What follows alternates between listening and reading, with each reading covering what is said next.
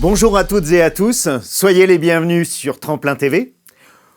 Aujourd'hui, on va aborder un sujet qui nous concerne tous, qui est la gestion de notre patrimoine.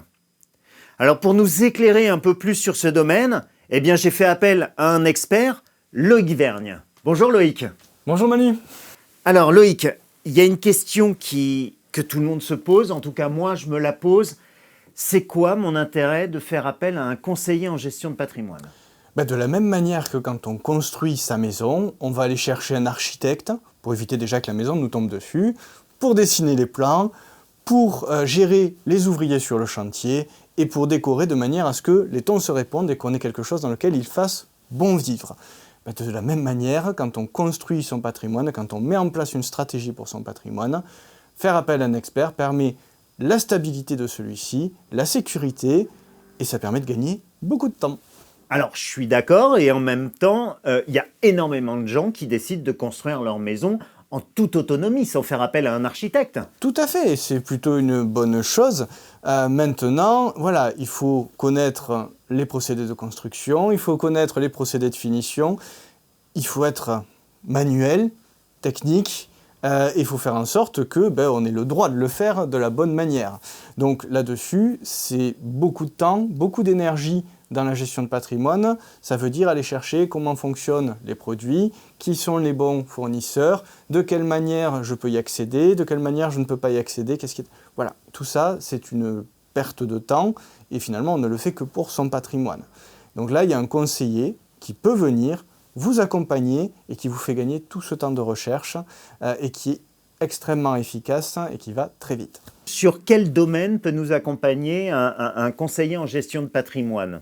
Alors, c'est assez vaste, ça part de l'épargne, où je me dis, je veux préparer les études supérieures de mes enfants, je vais mettre un peu d'argent de côté, de quelle manière je mets cet argent de côté pour avoir une rentabilité un peu supérieure, pas trop de risques, parce qu'on veut quand même les payer avec cet argent-là, donc comment je fais pour ça, comment je fais pour préparer la retraite, pour partir un petit peu plus tôt à la retraite, pourquoi pas, c'est plutôt un bel objectif.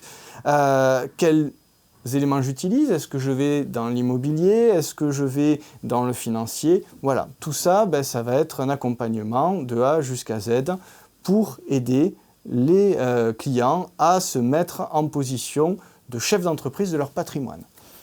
Et comment, parce qu'aujourd'hui, des conseillers en gestion de patrimoine, il y en a quand même beaucoup. C'est un métier qui est énormément représenté, avec énormément j'ai envie de dire, de concurrence.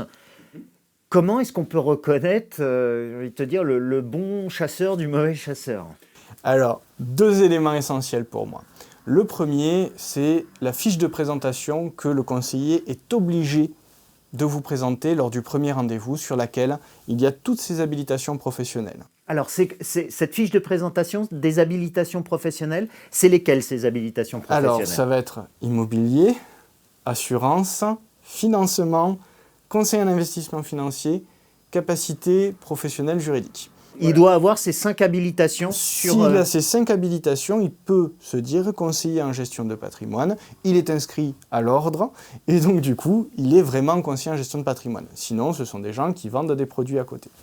Et tu parlais d'un deuxième point ? Bien sûr, le deuxième point, c'est de vérifier avec qui travaille cette personne. Est-ce que c'est un vendeur recruté par un assureur, un promoteur, qui vient vendre les produits de cet assureur, de ce promoteur, peu importe l'intérêt du client, ou est-ce que c'est quelqu'un qui va aller chercher les produits, sourcer les produits sur le marché, voir ce qui est dans le plus intéressant finalement pour son client.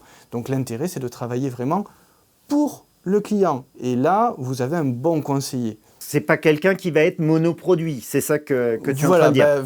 Monoproduit, ça veut dire qu'il y a du bon et du moins bon. Et ce n'est pas l'intérêt du client qui prime. Moi, j'ai envie de vous dire, si vous choisissez votre conseiller en gestion de patrimoine demain, l'intérêt, c'est qu'il puisse aller chercher ce qui est bon pour vous et pas bon pour lui. D'accord.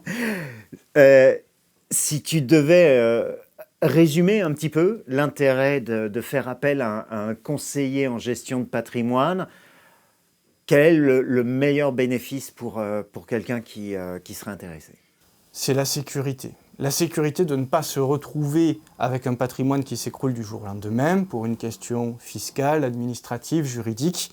Donc, quand on a quelque chose qui est construit sur des bases solides et qu'on consolide à chaque étape, on va avoir un patrimoine qui va durer et on va avoir une situation qui va s'améliorer et on va se retrouver finalement comme dans sa maison, pour y revenir, où on sera bien parce qu'on l'a construite pour nous, avec nos goûts, notre façon de fonctionner, et que finalement, le conseiller n'a fait que nous accompagner pour construire ce qu'on avait envie de vivre.